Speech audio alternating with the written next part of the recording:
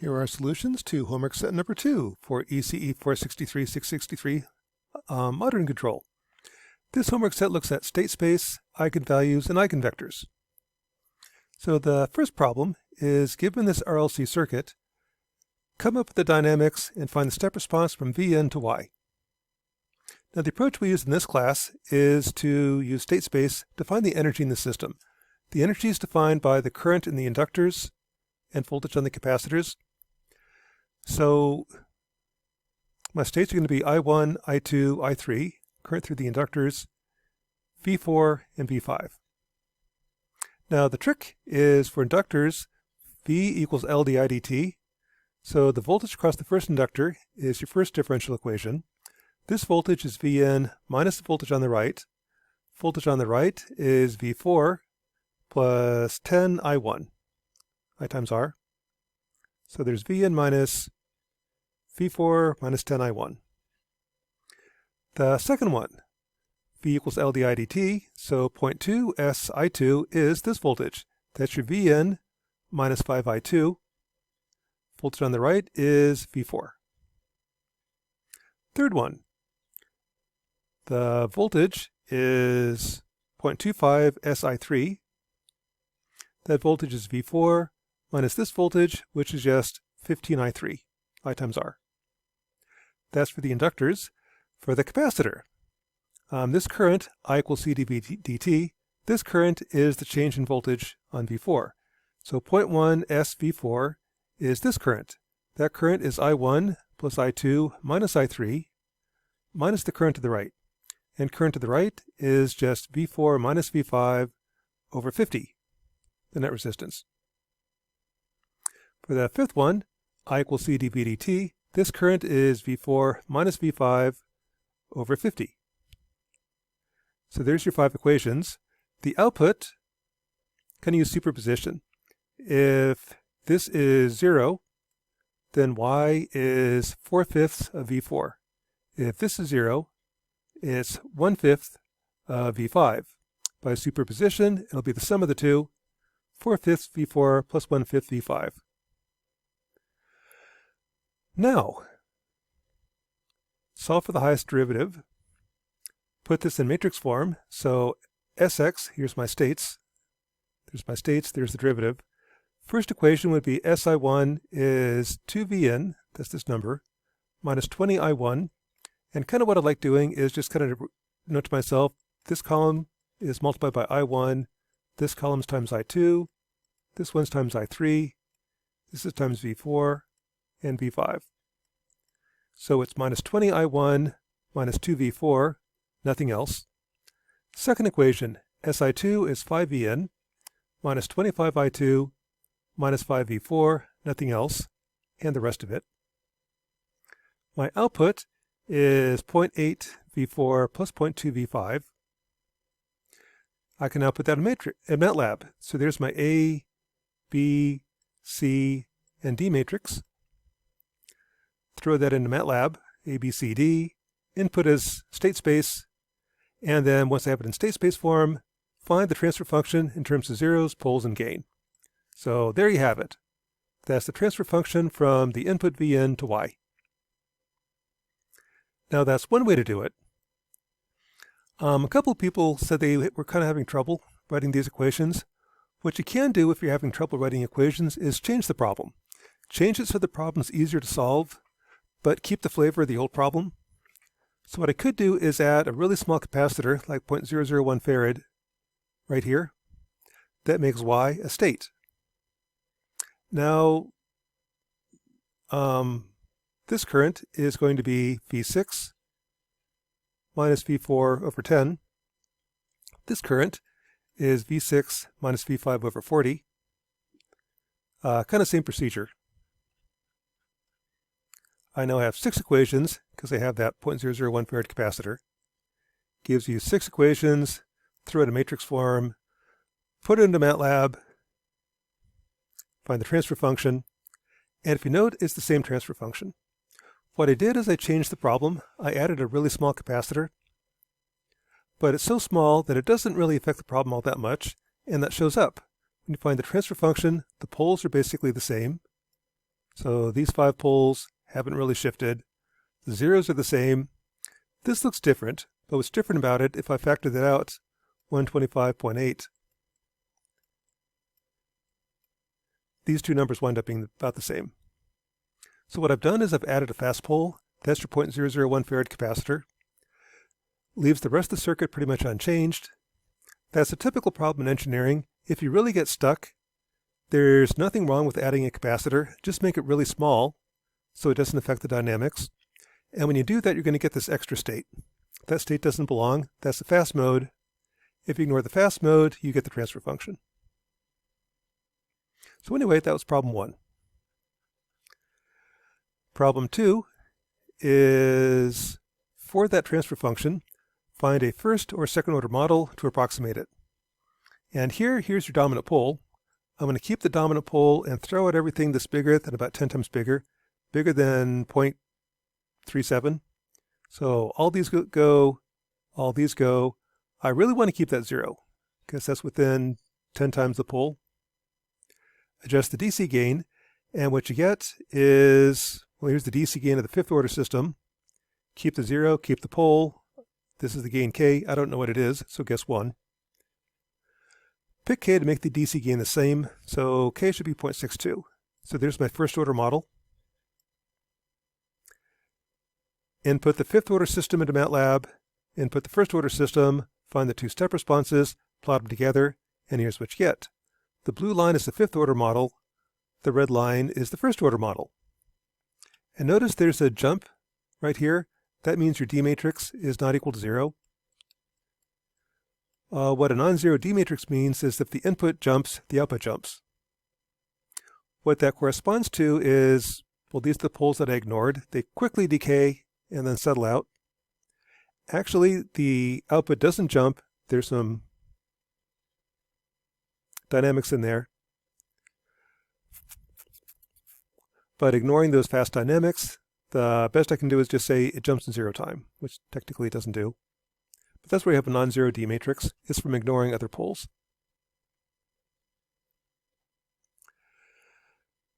Problem 3 is an eigenvalue eigenvector problem. Given the circuit, what mode decays fast, what mode decays slow? And I'm going to use the 6th order model for this problem. When I do that, this is the fast mode, because that's your 0.001 farad. I kind of want to ignore that. I want the next fastest mode for the fast mode. That'll be for this circuit. Take your 6x6 A matrix, find the eigenvalues, eigenvectors, and what you get is, here's the fast mode. That corresponds to your C6. And I can see that with the eigenvector. The eigenvector that decays really, really fast is this one. That's pretty much, if I charge up V6, make everyone else 0, that mode decays quickly. I kind of knew that. That's why I made C6 really, really small. The real eigenvector is take the next fastest mode. So if I give it this initial condition, that's basically I3 and V6, pretty much I3, that decays quickly. That decays as e to the minus 59t. Make this the initial condition. That's pretty much just V5 and V5. Charge up this guy, make everyone else pretty small.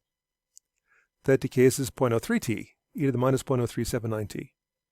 And there's 3 other modes. So the eigenvalues tell you how it behaves. The eigenvector tells you what behaves that way. That's where eigenvectors are useful. And it kind of tells you what you expected. The fast mode is the dummy capacitor that I added. Yeah, I knew that. The other ones kind of give you some idea what's happening in the circuit. That's what eigenvectors do for you. Again, if eigenvectors don't make a lot of sense, don't sweat it. Very few people know what eigenvectors are, but that's kind of what they tell you. They tell you what behaves that way. Problem 4. Take another circuit. This is a 10-stage RC filter. Find the dynamics. So to do that, I'm going to pick one node, like node 1. I1 is the current from the left, current from the right, current up. They all add together, gives you I1. The current from the left is V0 minus V1 over 3. Current from the right is V2 minus V1 over 3. And the current up is 0 minus V1 over 100. That's C dV dt. Solving, I get this equation. Nodes 2, 3, 4, up to 9 will all be the same. Just shift the indices. The oddball is node 10 because there is no 3 ohm resistor over here. So this term goes away on the last node. Solving, I get this equation. And really what's happening is if I charge up node 9, I lose 48.33 units of current, 23.8 goes left, 23.8 goes right. So I lose more than I gain. If you gain more than you lose, it goes unstable. You're basically gaining energy. That physically can't happen. And in node 10, I lose 24.5 units of current, 23.8 goes to node 9. I lose some. The part that I lose goes to the 100 ohm resistor to ground. Okay, so once you get the dynamics, I can put that in matrix form. Here's your A matrix, negative on the diagonal, positive on the off diagonals. The oddball is this guy right here. The last node kind of changes the pattern just because there's only one resistor attached to it. I can input that into MATLAB. I'm going to use a for loop. This is pretty much all zeros except for the diagonal and the off diagonal terms. Plus I got to fix the last element. Element 1010 is minus 24.52. That's your A matrix. B, C, D. Input the system into MATLAB correctly. And here's your transfer function. And if you notice, all the poles are real. That's kind of how the heat equation behaves. Heat equations don't oscillate. They just decay exponentially. And here's your dominant pole. So if I wanted to come up with a simpler model, I might keep the dominant pole, maybe keep the two slowest, but use the rule of thumb of 10. There's my dominant pole, keep it. Keep all poles that are within 10 times that pole, which would be the second one. Ignore everyone else. So there's my second order approximation. Keep these two poles. Pick the numerator to match the DC gain. The DC gain of the 10th order system is 0.3197. Pick K for the same DC gain. There's my second order approximation. And I can check, take the step response of the 10th order system, take the step response of the second order system, plot the two together, and it's not bad. Same DC gain, same settling time, same shape. There's an extra delay. So maybe a slightly better model would be to add a 0.2 second delay. But that would just say, this is my model. This I don't do in this class just because delays don't model in state space very well. And since we're using state space in this class, since it doesn't fit the model, ignore it. That means our design is going to be a little bit wrong. There's more delay than we're accounting for. If I want to get a better model, use more poles. Sometimes they use a delay. Problem 6. Suppose I won't give it an initial condition, make it decay as fast as possible, make it decay as slow as possible. Well, again, that's an eigenvalue eigenvector problem. Take your 10 by 10 A matrix, find the eigenvectors, eigenvalues. I've got a 10 by 10 system, I've got 10 eigenvectors, I've got 10 eigenvalues. The fast mode decays quickly, the slow mode decays slowly. And it kind of makes sense. If you look at this guy, this shape is plus minus plus minus. If I take the voltages and alternate plus minus, very quickly they cancel. This guy, the shape is more kind of like this. If I give it this shape, it very slowly drops down. And you can see that in simulation. So if I go over here,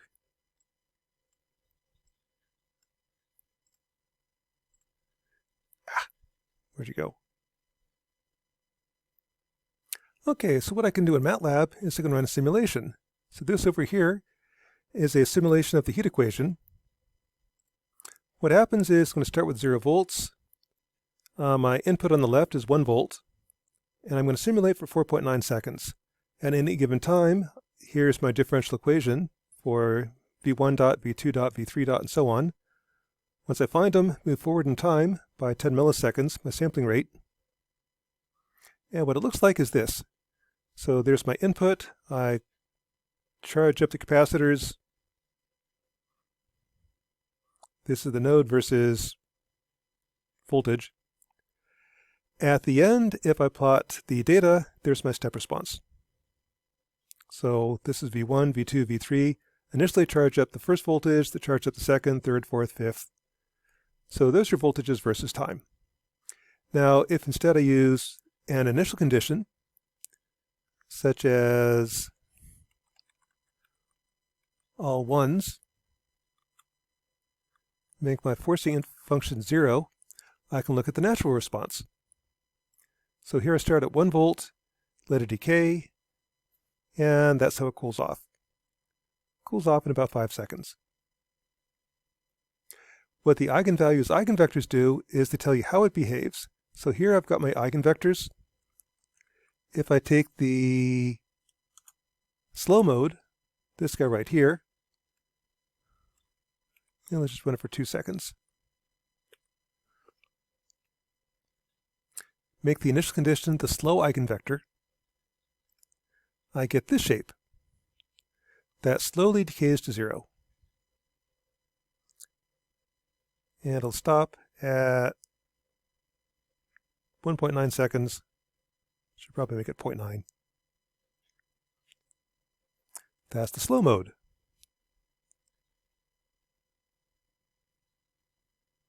If I make the initial condition the fast eigenvector,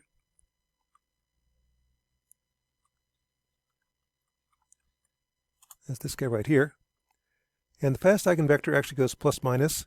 So I'm going to change this from -1 to +1. Let's just go for 0.9 seconds. Here's what happens. Poof, gone.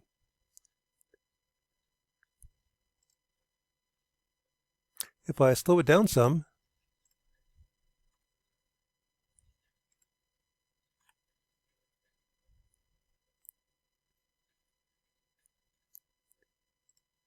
there's the shape.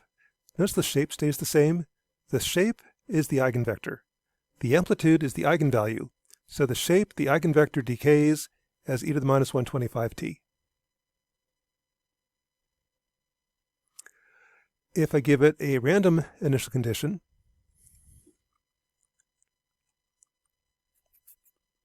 there's my random initial condition, and I go back to 0 to 1, just because random numbers are between 0 and 1.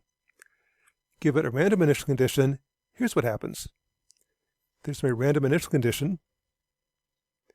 The fast modes decay quickly, kind of by definition, leaving the slow mode. And what you're left with pretty quickly, let's go a little bit longer. How about 0.9 seconds and speed this up some. The fast modes decay quickly, leaving you with the slow eigenvector. We've seen that before. So that's kind of what eigenvalues eigenvectors are. The eigenvalue tells you how it behaves. Eigenvector tells you what behaves that way. And if you give it a random initial condition, the fast modes decay quickly, and what you're left seeing is actually an eigenvector. That's the slow eigenvector. So anyway, that's homework set number 2 for ECE 463.